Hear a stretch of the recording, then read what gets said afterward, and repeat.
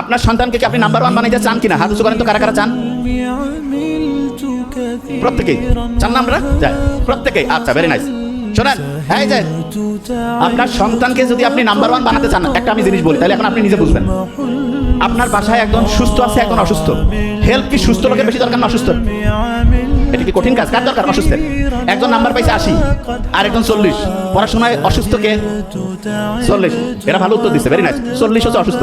তাইলে সেবা শুশ্রূষা কি 80 বেশি দরকার না 40-এর? কিন্তু আমরা অভিভাবকরা কি ঠিক আচরণ করি? এই যে স্টুডেন্ট বলতেছে নো। তার মানে দেখা যায় 80 পাইলে কয় খুশি আর 40 পাইলে বেজার। তাইলে আসলে কি অভিভাবক হিসাবে আমি আমার কাজটা ঠিক করতে পারছি? এই জন্য দেখেন, ইসলাম দেখেন কি অসাধারণ। ছোট্ট শিশু নাম্বার কম পাইছে, তাকে উৎসাহ কি কম দেওয়া উচিত না বেশি? আচ্ছা, একজন খুব স্বাস্থ্যবান আর একজন রোগাশোকা, কাকে বেশি পুষ্টিকর খাবার দিব? যে রোগাশোকা। তাহলে যে নাম্বার কম পাইছে তাকে কি বেশি উৎসাহ দিতে হবে না কম? বেশি উৎসাহ দিতে হবে। বেশি উৎসাহ যদি দিতে চাই, তাহলে তাকে উৎসাহ দেওয়ার জন্য তাকে 1 নাম্বার বুদ্ধি হচ্ছে তার প্রশংসা।